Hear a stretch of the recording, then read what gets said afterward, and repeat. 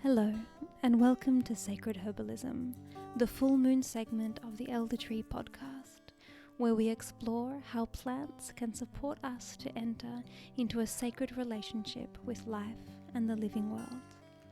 I'm Stephanie Hazel, and I've recorded this episode beneath the gaze of epic Wollumbin, where I live in Bundjalung country, and I pay my respects to the First Nations people of this land, as well as to the spirits and plants of this ancient earth.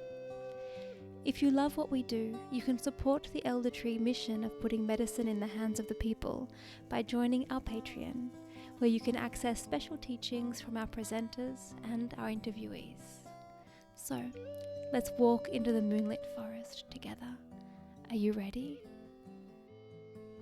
Miriam Latif is a herbalist who is less concerned with plants in the body and what herbs do what than she is curious about the personal and cultural stories that define our understanding and our experience of what health is in the first place.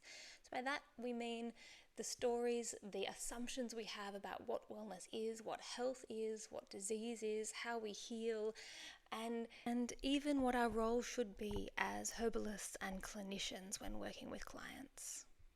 Talking with Miriam is always really stimulating for me. It's enlivening for my mind. And in this episode, I had only had 4 hours sleep. I had a rough night with my little baby Lewin, and my brain wasn't the sharpest, but it was really fun to be re-engaged with some of these questions that I've pondered in the past from much more of a public health perspective.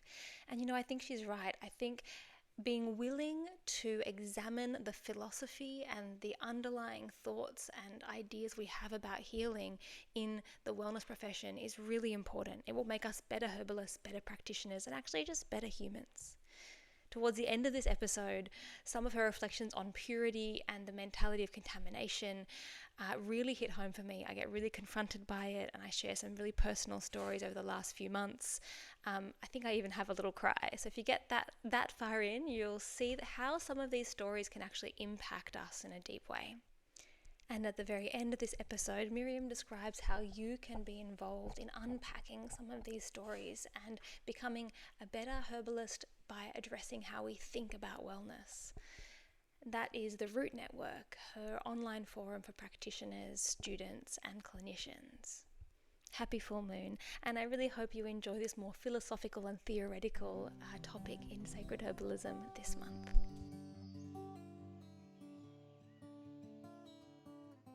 Hey Miriam, welcome back for your second interview on the Elder Tree. It's a pleasure to have you here today. Thanks so much, Steph. Coming from Melbourne, yeah? Where are you? Tell me where you are. I am beaming in from Naarm, which is Wurundjeri and Bunurong And country. what's happening in the landscape around you? What are you noticing in April? Oh gosh, it's definitely started to be a bit cooler, although it is unseasonably warm for this time of year, which I enjoy, but also creates that deep sense of doom and climate anxiety deep in my belly when it's it's going to be 29 degrees tomorrow in Melbourne, which is wild for nearly the middle of April. That's crazy. That's fucked up. Um, but the nights are getting cooler, and the leaves on the trees are starting to turn, beautiful hues of orange and red and all that. So there's definitely a change coming. But I've been here 3 years now, and I'm definitely noticing a shift in the weather pattern for sure. Totally. It can take that long, I think the Mm. weather patterns are less predictable than you kind of romanticize them to be. Totally. And 3 years also isn't that long. I mean, it's not like I've been here all my life or anything like that to notice anything over a longer period of time. But it is just definitely what's the word? Scarily warm at the moment. Yeah. Yeah, that's warm. That's warmer than it is here in subtropics. That's insane. Which is crazy. Hey, how are your olive trees? Well, my olive tree is not fruiting at the moment.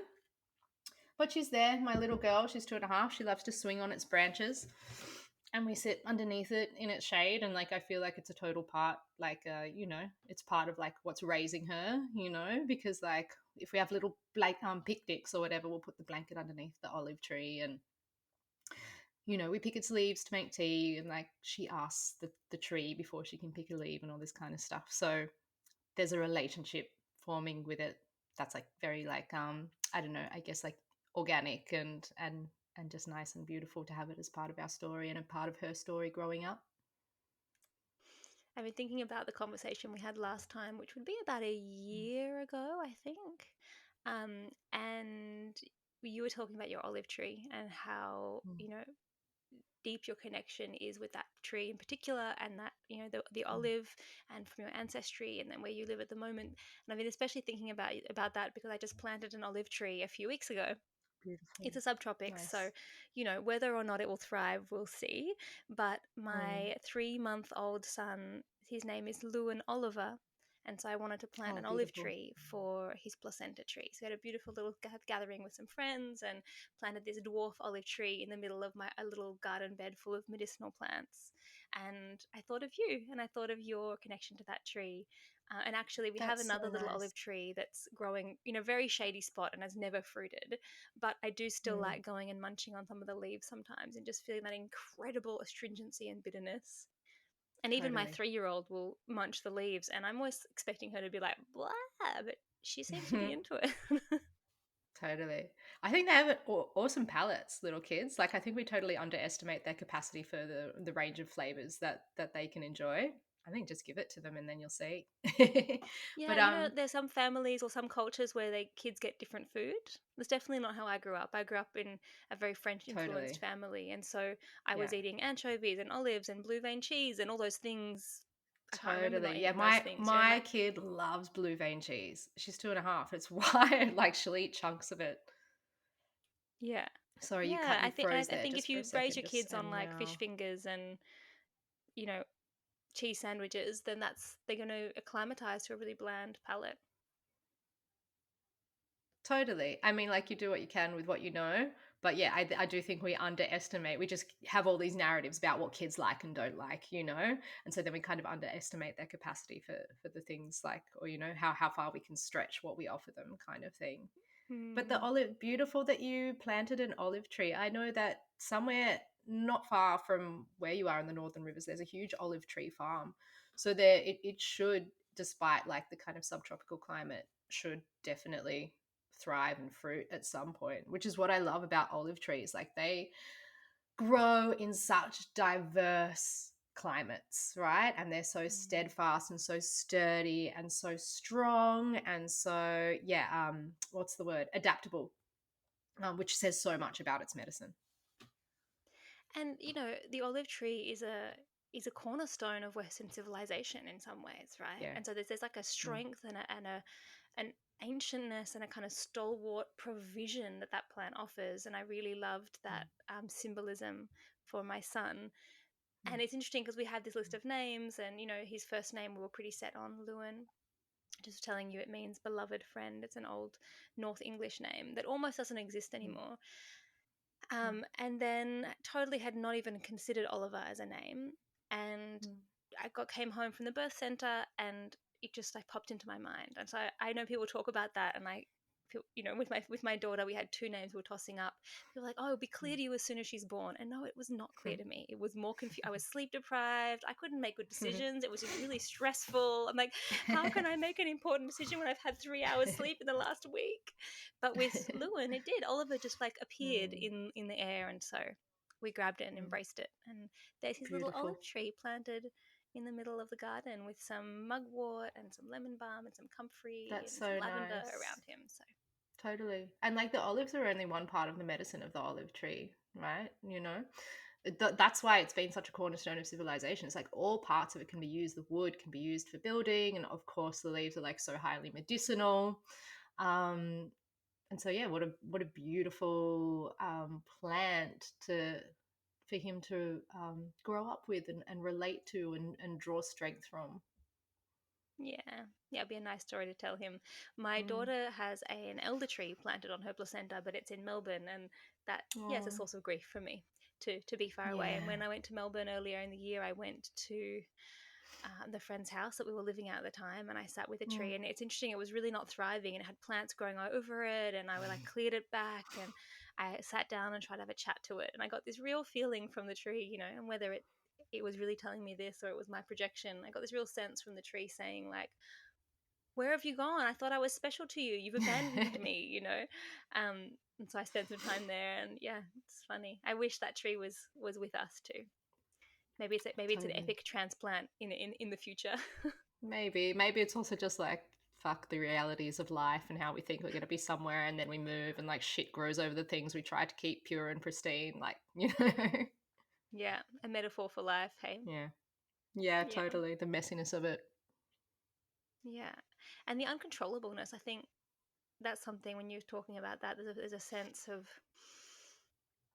maybe this is pertinent to the sacred herbalism conversation. You know, Mm, if we are someone who is trying to engage in the world in a way that is meaningful and like a positive contribution and also reverent, and for me I think a lot of the conversation about sacredness, for me the cornerstone of that is reverence, right? Like engaging with life in a mm, way that's bringing your heart and your integrity forward, and that is mm, taking some of the emphasis off your own needs and desires and onto the wonder and the beauty mm, of life, right? So shifting from a desirous to a reverent state of being, which is a constant work.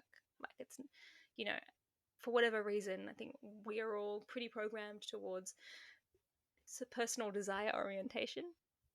mm, Um, and if you're trying to engage in the world that way, like it can get a bit serious and think we have to keep everything pristine and perfect, right? Like what you just mm, said then, you mm, know, sometimes shit just grows over the plants that we plant, or the dreams that we have, or the mhm, projects that we start, and we move away and life mm, takes us away. And maybe that's okay.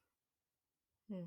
Yeah, totally. I think when we talk about things like sanctity and reverence and all that kind of stuff, what gets conjured up in our psyches are like images of like white light and purity and like flowing robes and all these kinds of things. Where like, what would happen if we were to like, I guess, I don't love this word because it's so overused, but I can't think of another one right now. But like rewilding our vision of sanctity and our vision of reverence, right? Like that elder tree image that you just gave is so powerful with all like the plants growing over it, you know, this like we're trying to control it and you know, and let it be this gorgeous beautiful thing, but actually like with all the plants growing up, that's just nature, like that's just wildness, you know. Mm. And maybe it's not the destruction of that tree as like our kind of western projections or ideas of it is, but like maybe that's just the it weaving itself back into the messiness of reality and the messiness of nature and the web of life.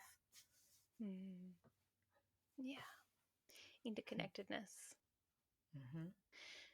I think that leads us into what I want to talk about. Um, you have been working on a really interesting project, and I have been a little sad that because of my current reproductive phase, I haven't been able to engage or follow very closely what you're doing. But from Mm, the edges, I've seen mm, a really exciting and different project come forward. So I'd love you to talk to me a bit about Understory, which has been birthed since the last time we spoke.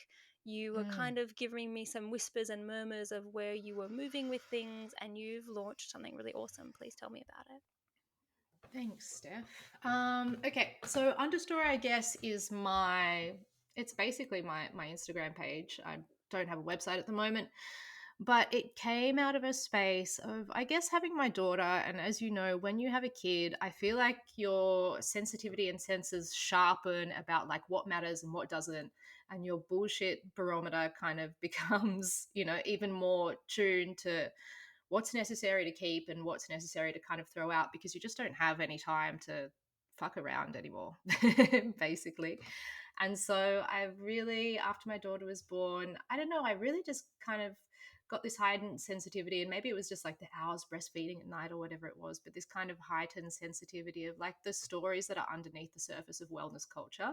And I also really believe that like a lot of those stories, especially around like purity politics and stuff like that, that really seep over into parenting as well, right?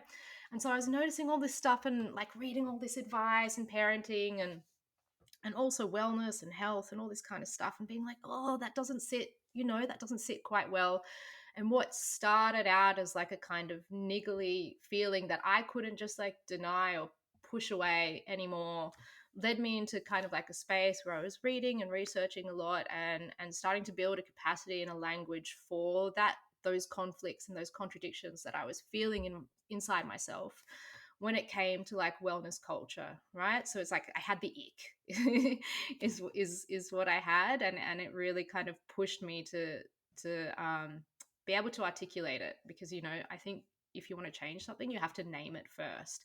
And I wasn't willing anymore to kind of just push it down, just because, and it was a big conflict. Like, I'd spent so many years and so many hours and so much money invested in like learning about wellness and learning how to be a herbalist, and I still really want to be a herbalist, but I don't want to do it to the point where I'm ignoring all the problems that I'm seeing inside like the wellness industry. And I think when we get to that place of conflict, it's like, oh well, either I deny it and just keep going, or I quit and I bail and I go and do something else. And I did want to do that for a while. I really wanted to bail, but there was something inside of me that knew that there were things that were still so magical and beautiful about herbalism, that wellness has a place, that there are things inside wellness culture that are worth holding on to. So I guess it was a real reckoning of like, what do I do with this conflict? If like either of those like binary reactions are not things that I want to go and do, what do I do?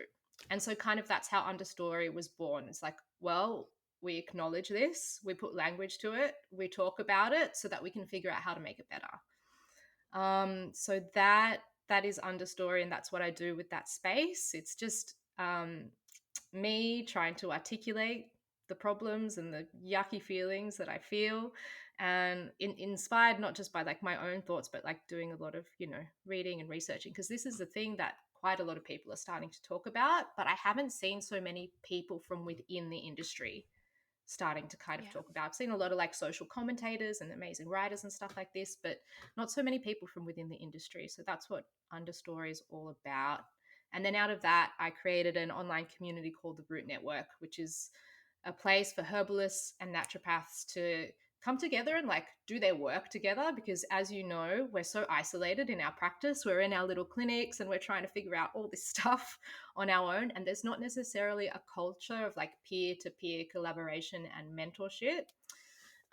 So it's to do that, and it's also to have those like critical, curious, confronting, challenging conversations about like the things that influence how we define wellness, and how we can like redefine it so that it better serves the collective, so that it's rooted in equity and justice and fairness and access and all these things. Awesome. Yeah, so much there that I want to speak to. So I mean, I've managed to watch a couple of your reels, and they're really great. Like, you are very you've thought about it really well, and you really, I feel like every time I hear something, I'm like, oh, you just hit that exact ick point in just the right spot and untangled it. So I want to just congratulate you for making really valuable content. Thank It takes you. energy, takes time, and I feel like just that alone is an amazing contribution. So if anyone listening to this Thanks. podcast doesn't follow Miriam on Instagram, and you're on Instagram, then please do yourself a favor and just like allow her work and thinking and articulation to help bust up some of the assumptions that you're running with, because we need to do that. We need to be testing our assumptions. So yeah, I just want to thank you for that. I think it's really awesome to see that happening in our space. Thanks, Steph. And you're totally right. Like, I have come across, but some of the things you're talking about, a lot of I've come across before, because I have a background in anthropology and public health. And that's where I've seen them. So looking at medical anthropology, looking at public health narratives, there are critiques and commentators around the individualist health narratives that we have in the West, and how that applies mainly to hospital systems, and the way that this personal responsibility narrative, that if you get sick, it's your fault, all these kinds of things, those exist in public health, especially in the work I've done with disadvantaged community groups. There's a kind of a story of like, oh, well, if they just, a good example is Indigenous Australians, and a lot of, especially I think like my grandparents' generation, I saw that a lot. Even like my uncle, older country folk being like, oh, well, if they just, worked a bit harder and stopped drinking, then they'd be fine. And there is a complete deleting of the amount of trauma and the systemic injustices that keep people stuck in those places. Absolutely. And it ties so deeply into the cult of the individual that we operate in, right, Mhm. currently. Mm. And so I think that what you're doing there of bringing some of those insights that are still kind of fringe in those other like in anthropology, in medical critique, in public health, still those things you're talking about are fringe, but I've Mm. never seen them in the wellness industry. You're right. And having Yeah. you apply them thoughtfully to the industry we're in, some of the things they're talking about, the trauma narrative, and even just, I think that one of personal responsibility. Mm. If you get cancer, there's almost, you hear people saying, like, what did I do wrong? But I ate organic, Mm. but I dot, Mm. dot, dot, dot. And that is because we've told a story that you are an island, and the Mm. choices you make, the food you buy from the shops, the way that whether you do yoga or don't do yoga, that is what will determine your health outcomes 100%. Mm. And in the wellness Mm. industry, it's even worse. It's like, you know, do yoga, positive thinking, deal with your Mm. emotional stuff, blah blah blah. Like there's so many different ways that we Mm. shame people for illness, Mm.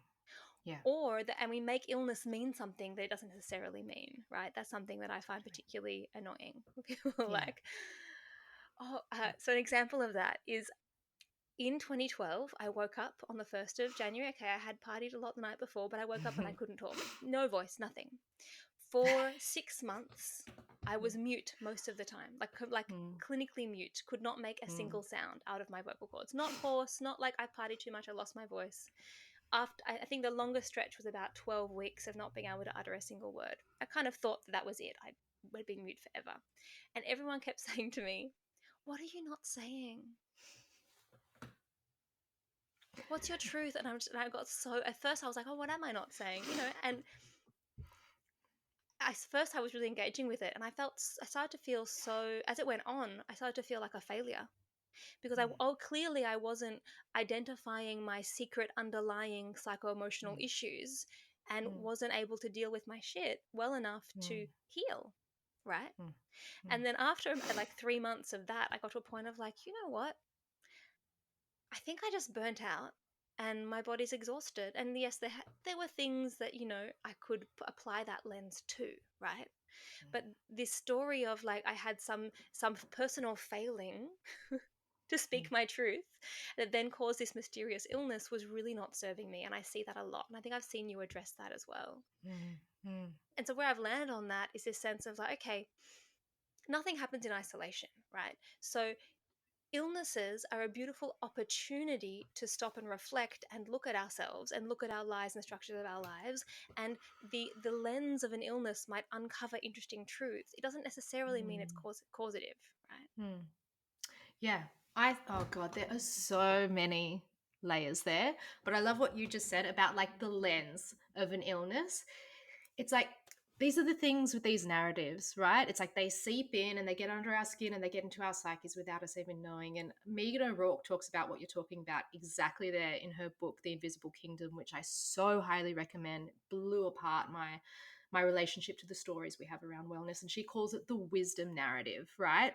This pressure to glean some sort of deeper meaning from your illness, which is understandable why we do that, because a lot of people say we're living inside a meaning crisis or a sense making crisis. Like, we live in a world today where we don't have any guiding stories or myths to help us make sense of the world, so obviously we are so desperate for narratives that give us a deeper meaning, that anchor us to something inside all the chaos. So when we get illness, sure, it can feel like a big opportunity to glean something important from your experience.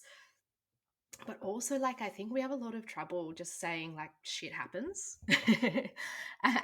and that our inability to deal with tragedy and our inability to grieve makes us latch onto stories that simply keep us from actually dealing with the fact that sometimes shit happens. And I think that's a lot of what drives wellness culture and all the things then that, snowball from that as well. Mm. Yeah. Yeah, tragedy. Yeah. Yeah. I think Alain de Botton has some great things to say about tragedy and pessimism and Mm. how we've lost that. And if you know the English philosopher Alain de Botton, he's great. Yeah. Yeah. yeah, he speaks about that generally in our culture, and that Mm. in Greek times, the number one genre for entertainment was the tragedy.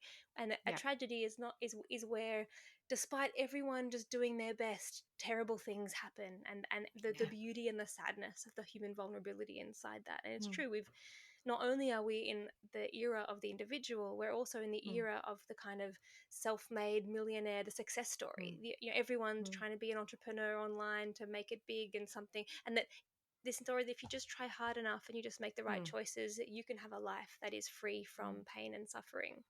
Mm. Mm. And Yeah. we've lost the sense of like, oh, the Greeks that had this idea of the fates that Mm. just were Exactly. toying with humanity, and that part of being Exactly. human was being at the mercy of the fates, and just you know Exactly.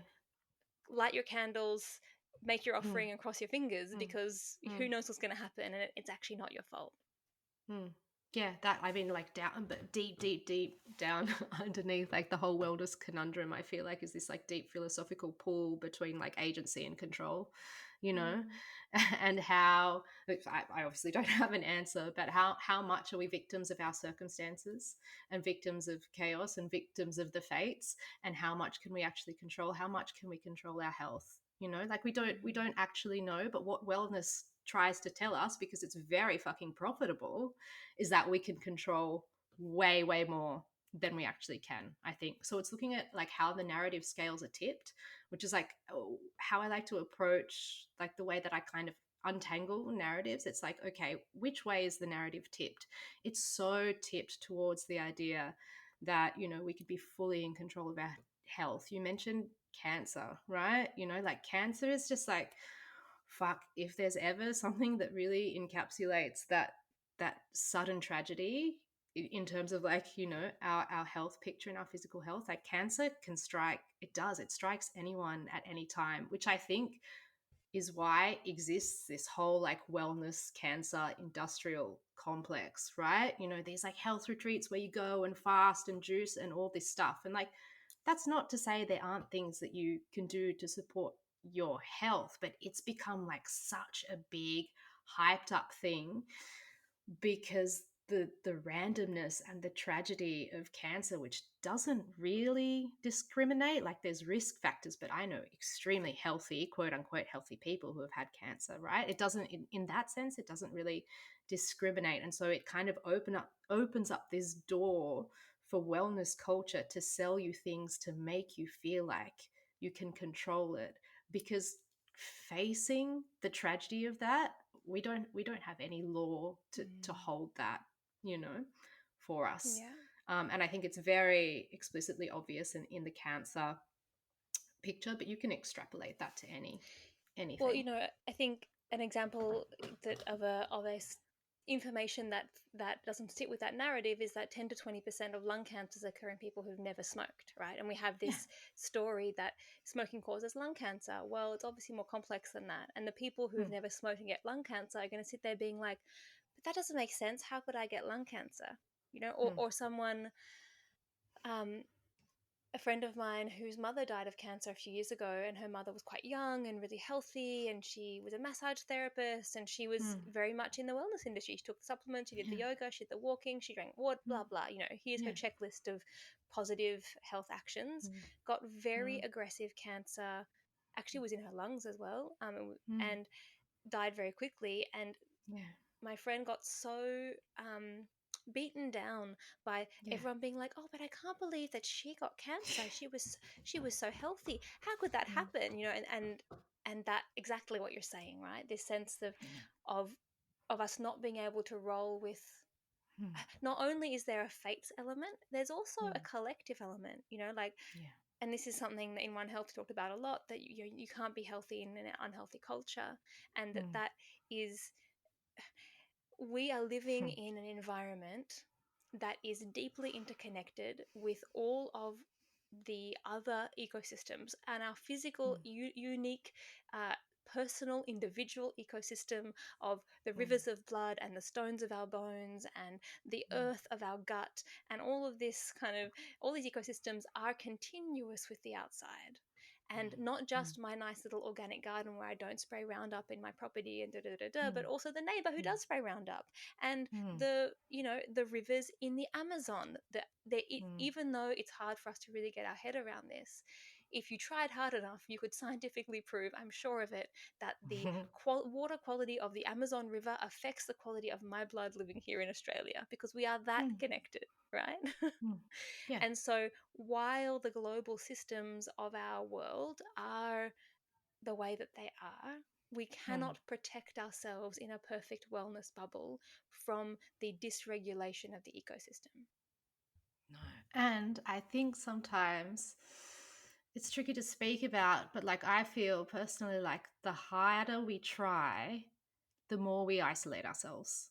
And it's actually, for better or worse, we do need to be in connection with the world around us. We do need to stitch ourselves back in. I do believe that, and I need to flesh this out more because it's starting also to get repetitive. But I do believe that, like, fundamentally, um, on a soul level, at least, we suffer from a disconnection problem, you know, and that Mm. the health benefits that come from feeling in an embodied sense that you belong, that you are deeply connected to community, that you have a shared sense of identity, that you have rituals of renewal and stories uh, that live inside your blood that can guide you in times of challenge, the that can buffer you from the stress of the world, from being able to rest inside the collective, to know that people have your back, to know who you are at your core,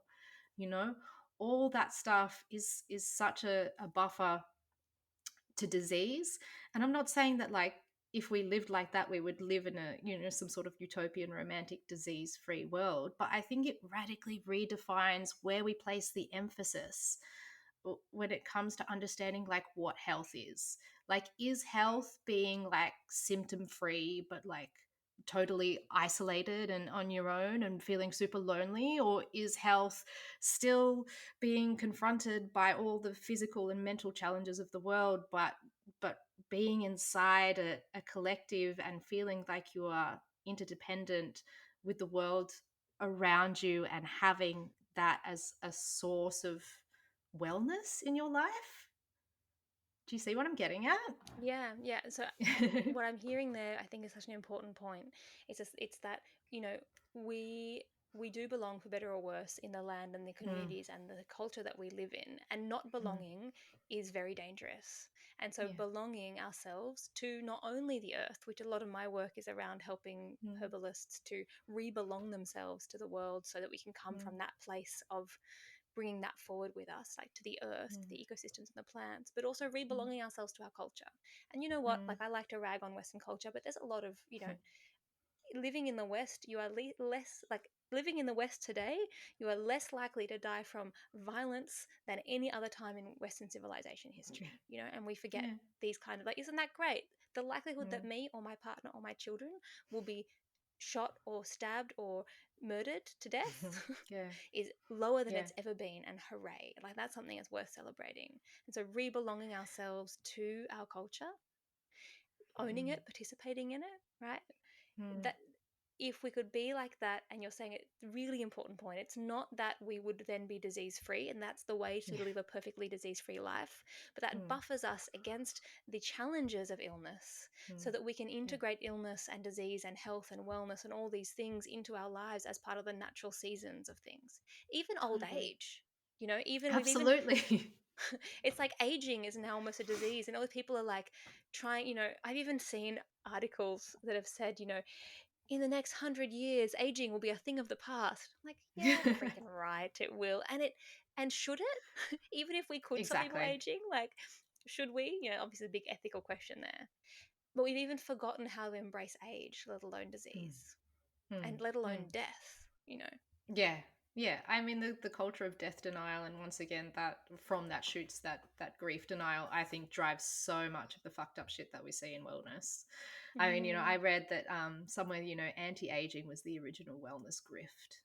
Like, so much of wellness is geared to, like, I don't know if you've seen that documentary recently about, like, this billionaire who, like, participates in, like, 200 wellness practices, you know, in his day. He has like all the latest equipment and he does all this crazy shit.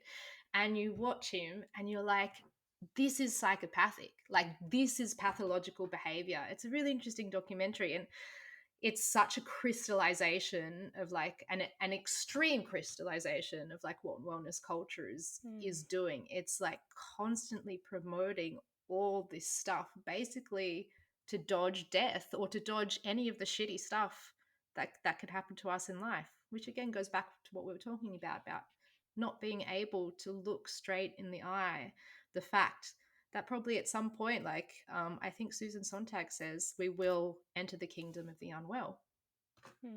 It's probably unavoidable, you know, and it does it. I wrestle with like this, this tension between self responsibility, agency, and control. Like one of the big questions that I'm like getting curious about at the moment is like, as a herbalist, like how much can we do? I know that we can do things, but to what extent inside, firstly, systems and structures that are keeping us unwell, and also, you know, again, not against fate, but when considering that at some point there will be kind of nothing we can do to avoid certain health challenges.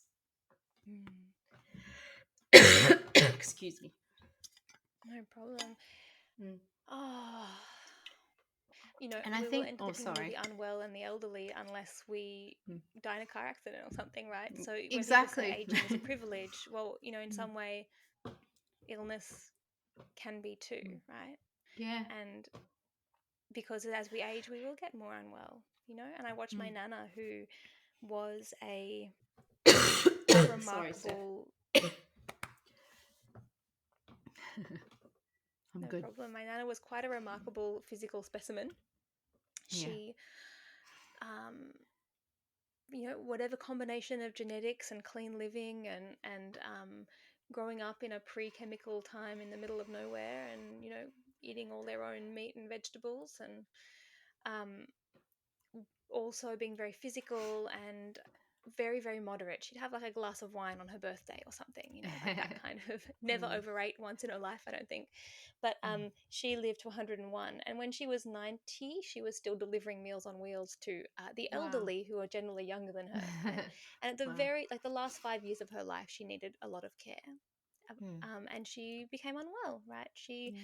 nothing specifically, no specific illness, no diabetes, no this, no that, Mm. but just the body shutting down, and she Yeah. needed a lot of care. And at first it was really hard for her, but then what I saw is actually she was so happy and to be so old and to have lived so long, Mm. and she Mm. was very proud of herself in some way. Mm. Whether or not it's Mm. warranted, that's part about this conversation. But also she had been a real control freak, and Mm. she had been very, like you, couldn't do anything in her house because she would do it all for you, and she'd do it before you'd even think about it because you wouldn't do it right. Like Mm. even she was made. I remember she would made my bed when I was 25 and still staying there because I didn't fold the Mm. corners under the bed properly or something, right? And so as she got very elderly and unwell, she finally allowed some of the softness and she allowed Mm. herself to receive. And I remember Mm. making a cup of tea when she would have been like 97, and you're making it and giving her a blanket, and she even said something like, oh, well, when you get to this age, it's okay to be looked after. Yeah. Something she'd Yeah. never allowed before. And so, in a way, that kind of entering the kingdom of the unwell for her held this Mm. beautiful gift of Yes. allowing and receiving and softening and letting Yeah. go of control. And I'm so happy for her that she died having had 5 years of that rather than Mm. dying at 90 or 93. She still would have been very elderly, Mm. completely in control of herself and her faculties, because she would never Mm. have had that opportunity to meet life in that Beautiful. newer, softer way.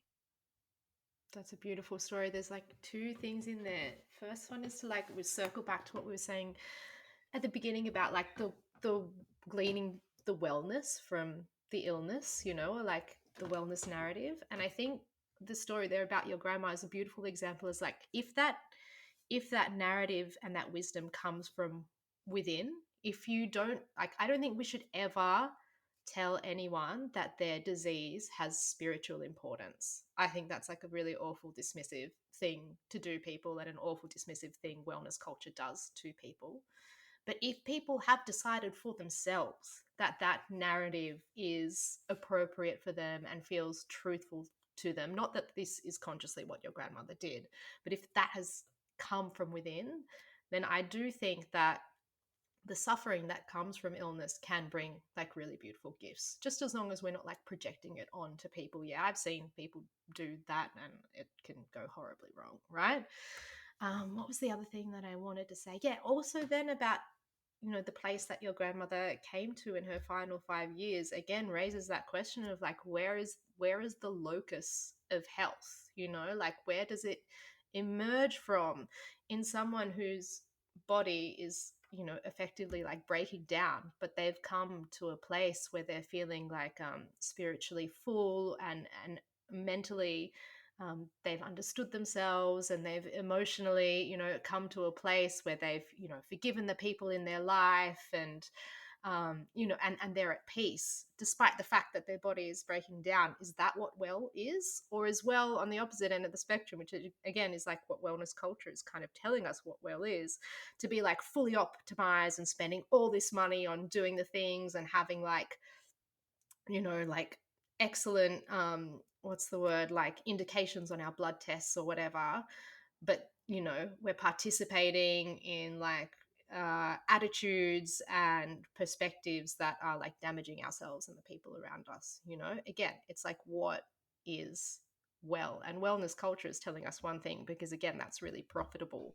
But what I like to do in my work is really like shift that narrative once again, not to be like this is what's right, but to be like, okay, the narrative's really tipped one way, and actually like these stories that wellness culture has told us about what it means to be well have trickled down into the way that we do practice.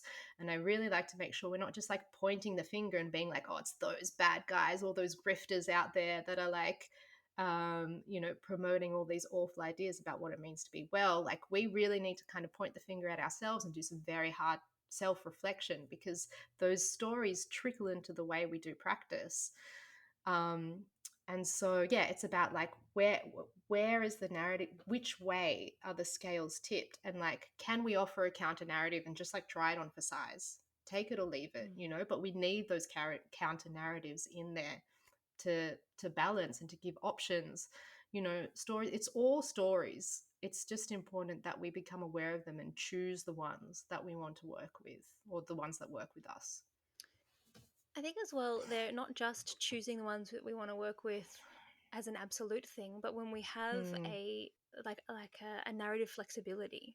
So yeah. having first to be able to see the way that stories about health, wellness, plants, herbalism, our relationship Mm, to life, our roles as humans, our mm, roles as mothers, all the different things that we carry stories about, to be able to be self-aware enough to see what those stories are, or to be engaged. mm, Look, I'm doing it again, mm. individualization, Yeah. to be engaged in conversations and around other Mm, people who are questioning those narratives, so mm, that we can not get rid of them but be flexible mm, with them, and today mm, this one serves me, today that one doesn't, mm. Totally. and another thing I want to speak to that you were just saying is that you're right. Our stories trickle into our practice and in the way that we Mm, speak to our clients about their health and how mm, they need to change their health mm, or what they need to do. And I think we're often quite, as wellness practitioners, especially in the early years, can be liable to overwhelm people by trying to make everyone have the perfect lifestyle. Like, here's mm. all the different things you need to change in your life, otherwise you're going to be sick. Yeah. So that's one, setting people up for failure. Mm-hmm. Small achievable wins are probably really important there. But Mm, also, I think that I have to be very careful of creating anxiety. And I mm, think that what I see in the wellness industry is a lot of discourse that's very mm, anxiety inducing. And it's interesting you mentioned earlier this was coming up for you as a mother, because I have been traditionally not very anxious as a person. And mm, for me, the postpartum period, and I think motherhood in general, I think it's quite common that when you have children you become more anxious in a way. A friend of mine said, well, evolutionarily the children of anxious mothers survived because they were mm. more, whether or not that's true, Mm. I don't know, but it made me feel better about Vigilant. being a bit anxious Mhm, about my mhm, children. But definitely in that postpartum, hormonally mhm, imbalanced time, mm. anxiety is there for me. It's Yeah. not depression. Some people get that. And so seeing the ways that that plays out and intersects with these narratives of, if you don't do everything right, you're going to be sick. If someone's sick, if your child is sick, you've somehow failed. Mm, And mm, a very vulnerable example that I'll share is my little boy. He has a minor genetic abnormality, that congenital issue that I won't go into details of. It's mm, not a big deal, but mm, still, I spent weeks in utter mm, despair postpartum, feeling that I had absolutely failed him. It's a problem of mm, endocrine disruption in utero. So something happened mm, with so it's more common in women who take hormones or IVF, which I mm, didn't. I try mm, to live really clean, and I spent weeks being like, what did I do? Is it my new shampoo that I've been using? Could it have endocrine disruptors? Oh my God, I've given my son a deformity because I wanted to have nice hair. Like, I'm such a bad mother. And then something like, oh well, I ate lots of sardines. Maybe it's the BPA's in the tins, because I ate lots of sardines because I wanted lots of fish oils and I wanted like good calcium, and it's easy, good way to have protein. And oh my God, I made the wrong choice. And again, this incredible experience. I actually feel quite close to tears right now, because yeah. I got to such a deep place of feeling like I'd failed to grow my child right, and like I'd done something that would give him this burden to bear his whole life. Mm, And that's exactly the kind of narrative that we promote and that we engage with around purity mm, and around self responsibility. mm. And if I'm having that experience, other people do too. And in that Yeah, time for me, it was really heightened because of all the hormones, but it's a totally. big thing to carry. And that in itself creates illness. We Yes. know that stress creates inflammation Yes. and all kinds of hormonal dysregulation, right? Yeah. Yeah. Thanks so much for sharing that, Steph. And it's so interesting because it's just to like create like compassion if you're listening to this and have felt like you've also done the whole self blame thing. Like even if you're someone who I perceive like you, Steph, who has like such a great awareness of all the narratives and the systems and the structures we live inside, it's like these stories are so powerful and so insidious and so full of images that get under our skin and into our psyche. So if you've been there, just to like totally normalize it, because and again in those early days of motherhood where we're so vigilant because hormonally and because of everything that we're experiencing, these things can get really under our skin. So it's just to have like, yeah, if you've been there and like I'm constantly wrestling with stories, it's not like I'm immune to any of these things at all. But that idea, I mean, purity politics is such a, I feel like when we talk about purity or when we talk about wellness, it's really an issue of purity and striving towards purity with all like and perfection, which is so unrealistic. And not only unrealistic, but just like so not reflective of the complexity and the reality of the human experience. And like you said, the amount of stress that it can cause to purify ourselves from anything that, could possibly quote unquote harm us is potentially more damaging than the thing that we're trying to purify ourselves from. There's also a really interesting and very dense book called Against Purity by a woman called Alexis Shotwell. And she was saying that to deny our impurity is to deny our interdependence with the world around us. Like, and it goes back to what we were saying in the beginning. To wellness tells us that the human body exists inside a vacuum, which basically means that like nothing can touch it if you try hard enough, right? But Mm. that is literally an impossible task.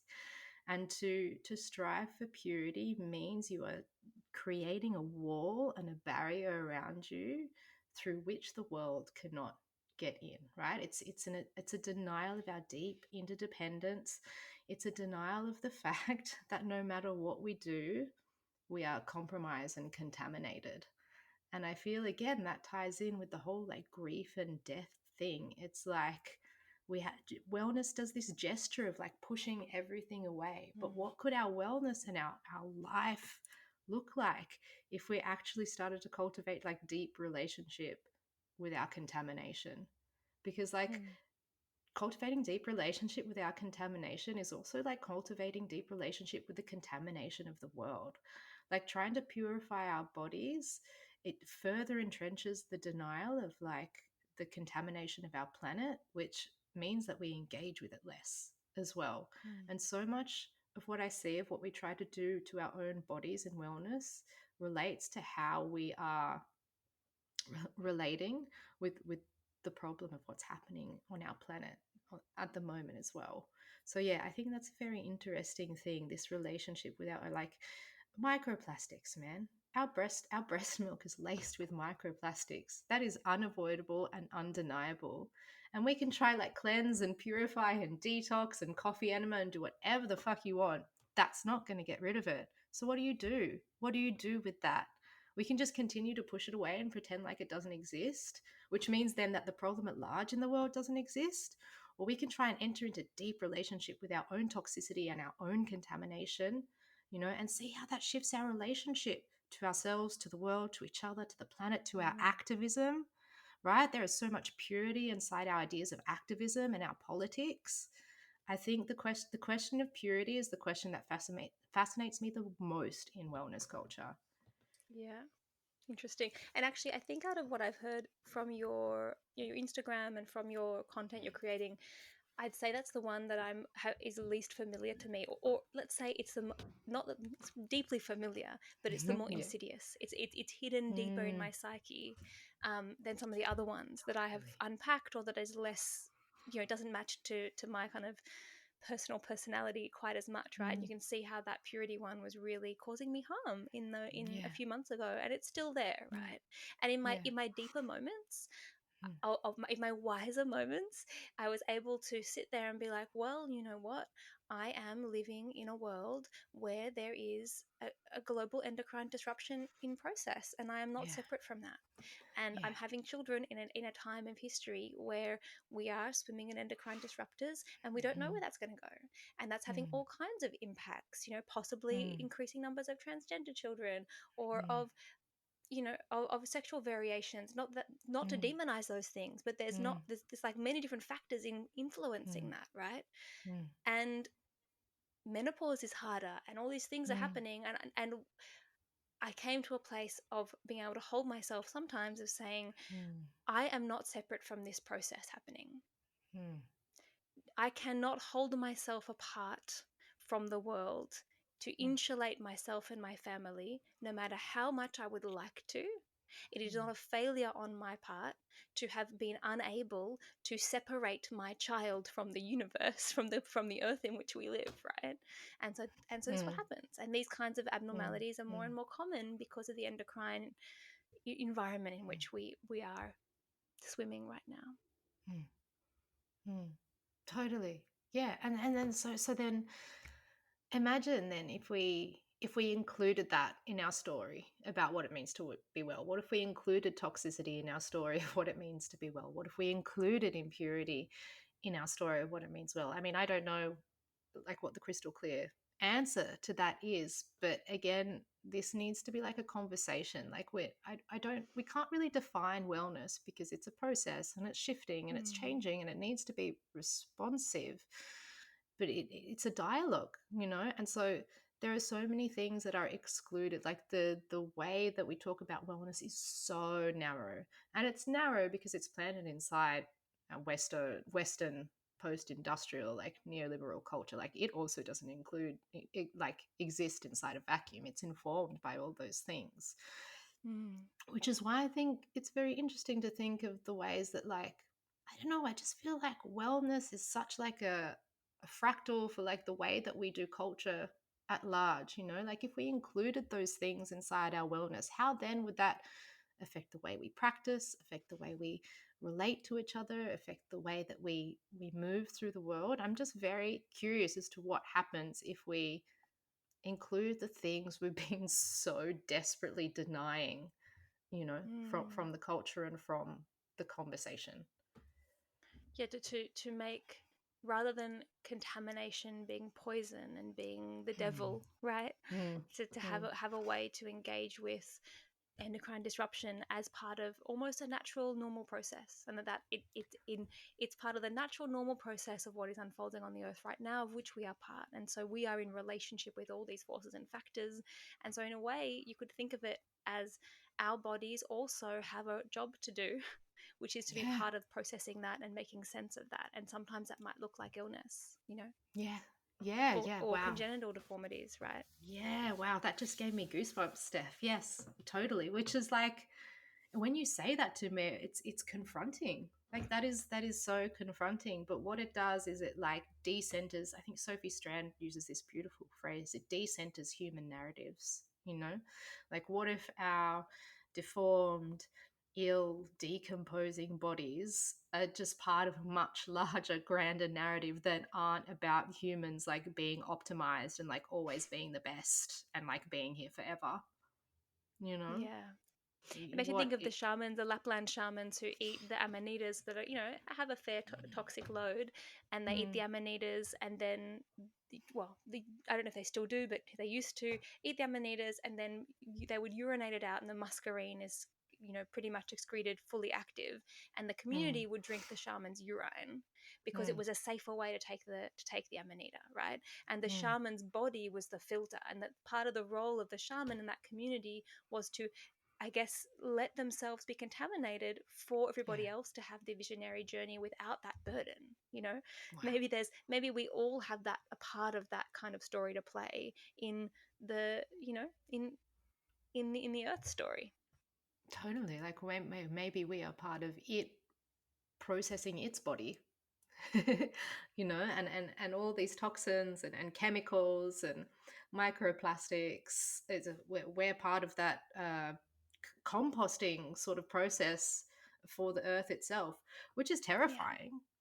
But it's also like, and what you're saying about that narrative flexibility, even for the like thought experiment of just completely flipping how we perceive ourselves and our roles on this planet on its head. I think it's so important to radically change the narrative. Mm. Yeah. Yeah, well, let's try that one on for size for a while and Yeah, see we where we could. get to. Yeah, that one will um, take a while to process. yeah, I feel like we could talk about that for a few hours, but Hmm. we might lose people. Um, Yeah. what comes to mind when we're talking about narratives and this kind of thing? I've been thinking about adaptogens a lot, and I kind of, Mm. for a while there, I was like, oh my god, everyone's obsessed with adaptogens. I'm going to automatically, be annoyed at them. But the more that I work with them, the more that I love them, and the more that I do kind of dieta-like experiences with different adaptogens in my courses and for myself, I understand the unique print of each of those adaptogenic plants and how they work. But I think that there's something there with the adaptogens, that they're not healing a disease per se, they're increasing resilience and adaptability. And Hmm. they are so great now. I'm sure they always were so great, but in a way they have a special place right now because I feel like most people are living with an elevated level of stress, partly because of the internet and our hyperconnectivity and our local disconnection. I think is a very disorienting mix of experiences for Mm. humans who are designed to recognize 100 faces, and to, we are animals, and that's not a very animal like experience. So it's creating a kind of level of existential stress that is difficult, plus all the stresses of contamination and the increasing contamination of the world and the ecosystems. And so then what I love about adaptogens is that they're not flushing toxins, they're not healing tissues, they're increasing adaptability and resilience to stress and stresses. I know Tulsi is very useful. There's heaps of research on Tulsi for stress from white noise. Like if you're on an aeroplane, stress from Cool. confinement, stress from, or if you live next to a highway, that's creating a kind of stress, right? Confinement, you're in a desk all day, um, or you're in an aeroplane seat. Also, chemical stresses, so different chemicals in the environment, plus psychological stress. So Tulsi is a really underrated herb, I think, for stress in general. But seeing how it works on stressors of all those kinds, you can see that it's kind of perfect for a modern age, right?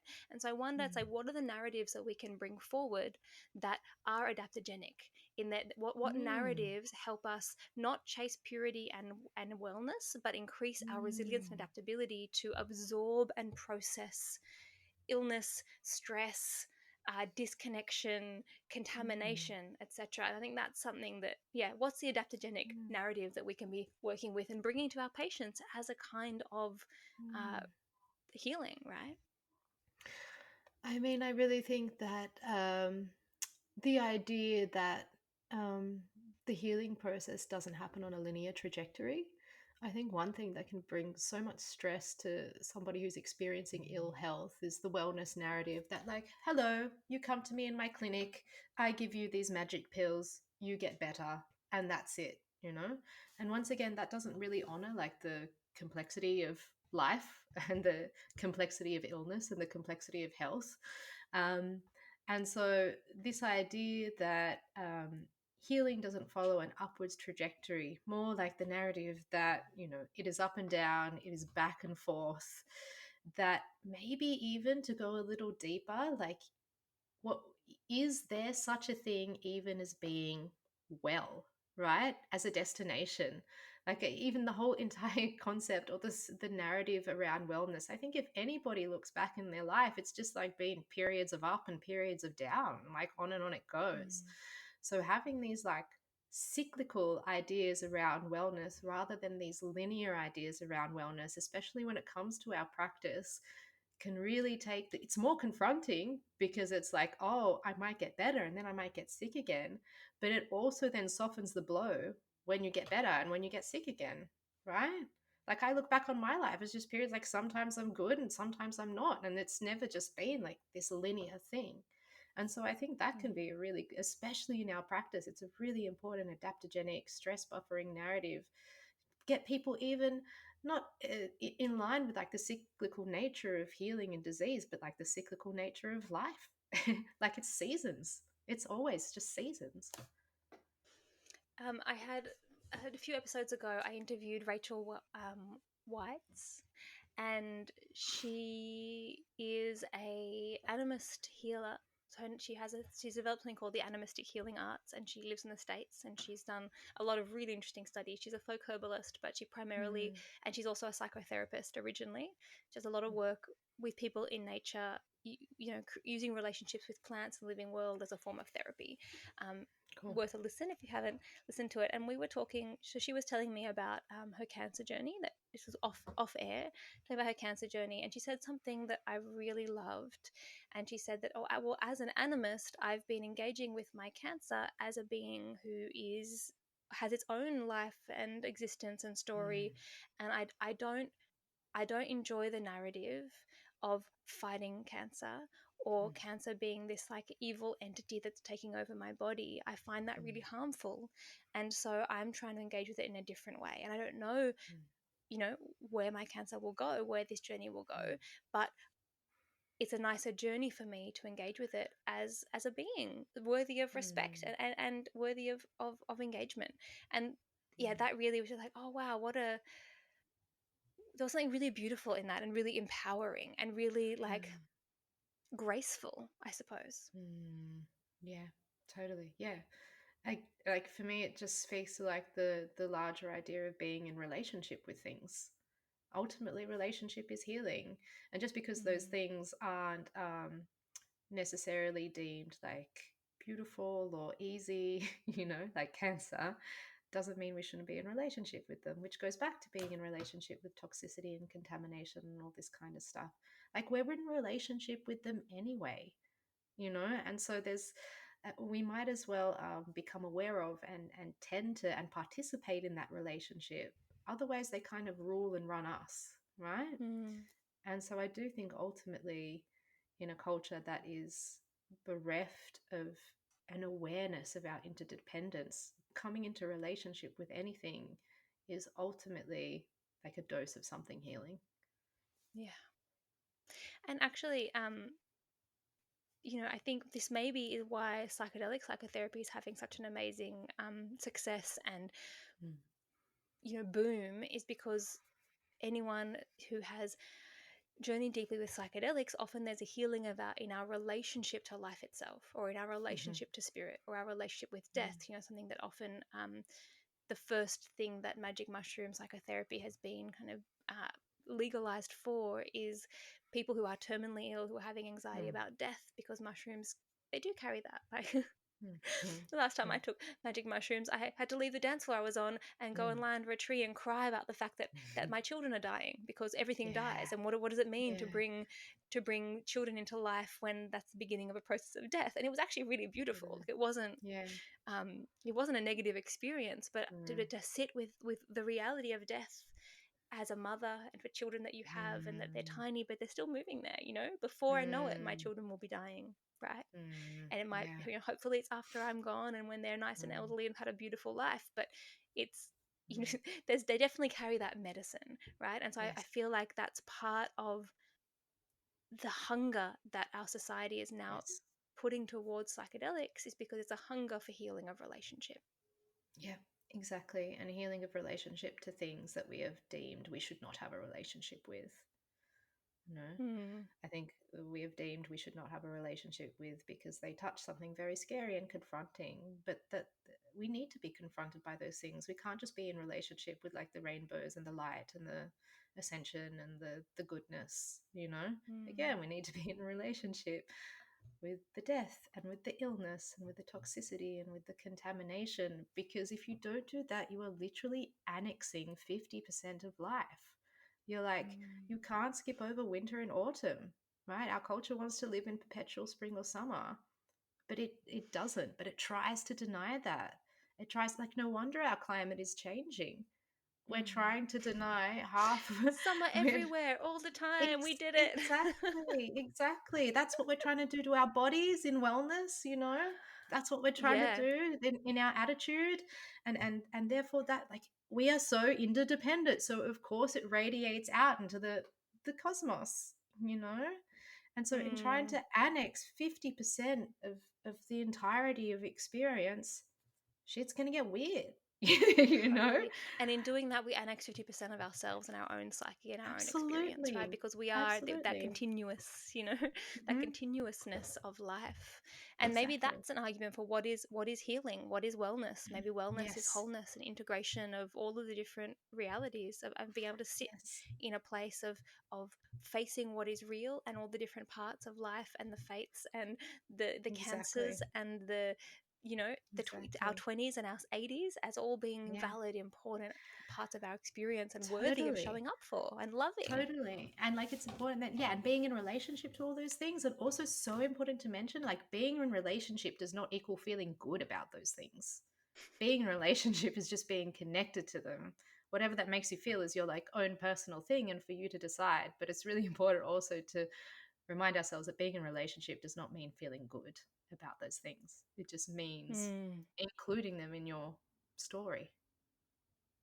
Stephen Jenkinson, who I'm sure you've come across, he wrote Die Mm. Wise, and he's a death worker. He's a palliative Mm. care. Has been for many many years a palliative care counselor in hospitals in Canada and the States, Mm. and is now mainly a teacher and educator and moving towards his death phase. I think himself is in that Mm. late part of his life, and he has a paragraph in one of his books talking about.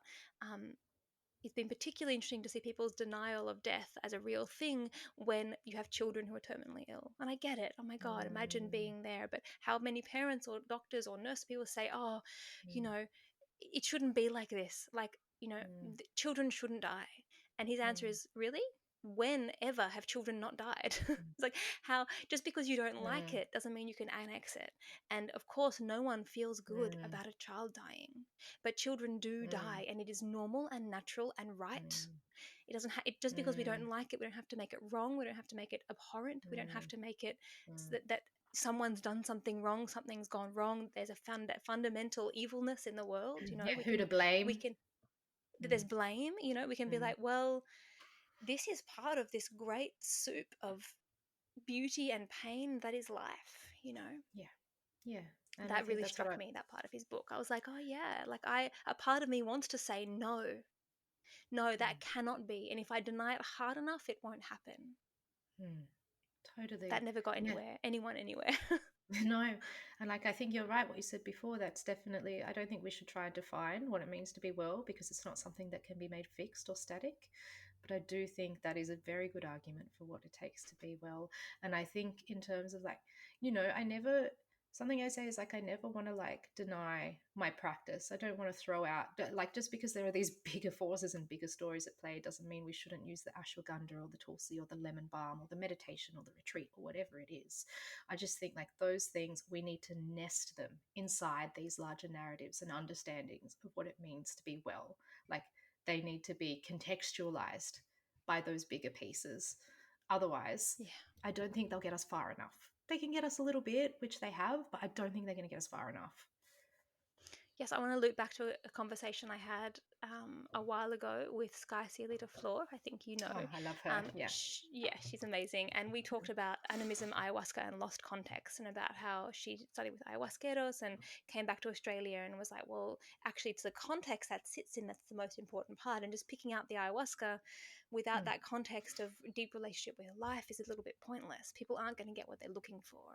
And we could argue what you were just saying there about, sure, take the ashwagandha, take the lemon balm, but what's the mm, context and narrative we have around that? If we're taking the ashwagandha or taking rhodiola or to maximize our performance so we can be in peak productivity at all mm, times and we can avoid aging and we can avoid cancer and we can succeed in our businesses and make seven figures out of blah blah, like if that's the narrative that we're taking our mm. herbs in, then they are probably causing harm, not moving Yeah. us towards wellness.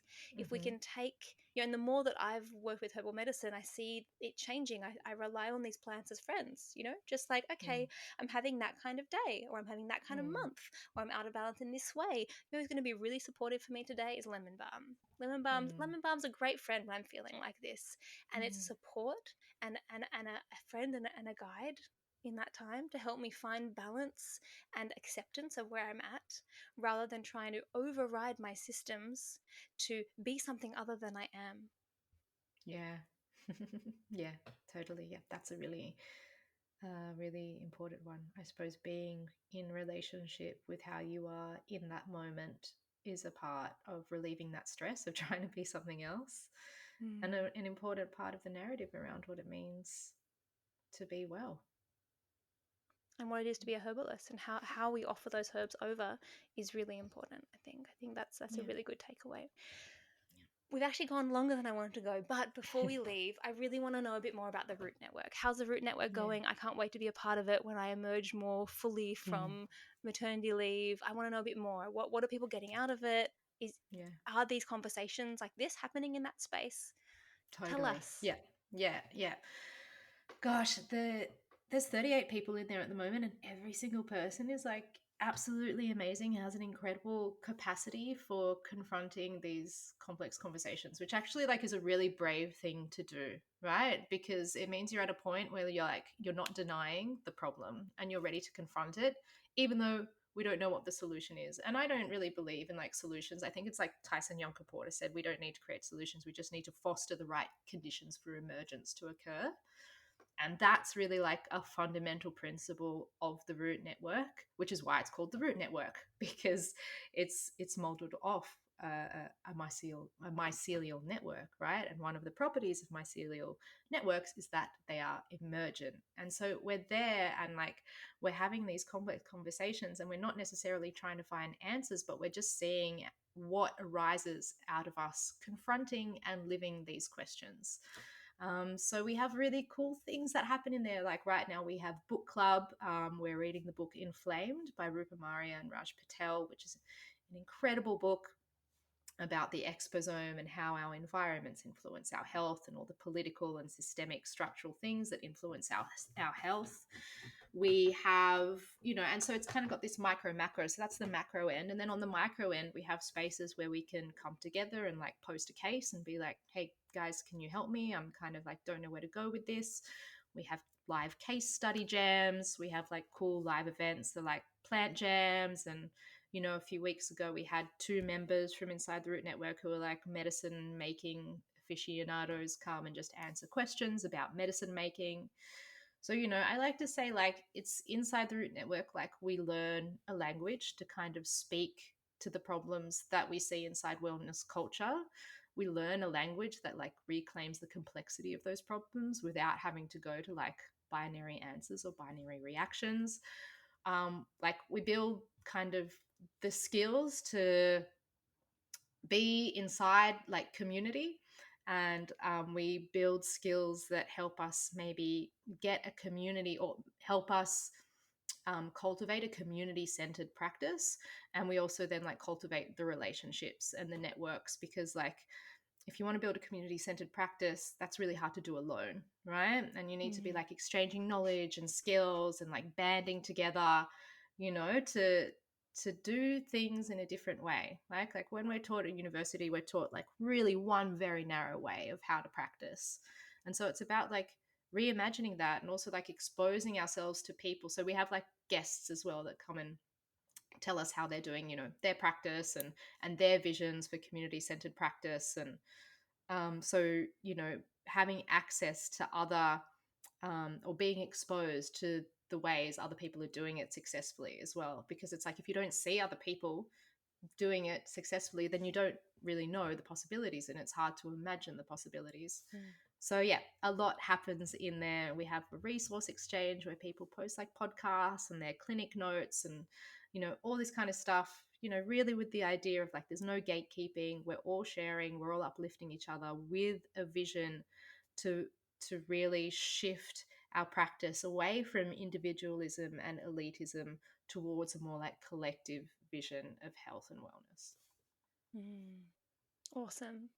Yeah. Looking forward to diving in more deeply. Yeah. And I'll put the link to the Root Network in our show notes as well. If anyone wants to check it out, so then that's much. the Yeah, place it's going. The doors are currently closed, but they'll open again mid-June. So there's a wait list if people want to join.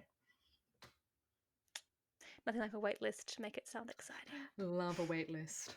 Hey Miriam, such a pleasure, and thank you for helping me reactivate my sleep-deprived postpartum brain into something that is a bit more complex and nuanced and outward-looking. It's really, Awesome. really exciting, and I'm really glad that you are here doing this work in Australia. And thank you for reminding me of these important questions. Thank you so much, Steph. It was a pleasure to chat. That's it for this moon cycle. Thanks for joining me in another layer of this fascinating conversation we are having about the role of the sacred in our lives as herbalists. If you know someone who would love this episode, then send it through to them, as our work strengthening our herbal community through grassroots herbal education starts right here. I'll see you next time the moon is round in the sky, and until then, I wish you good health and many plants.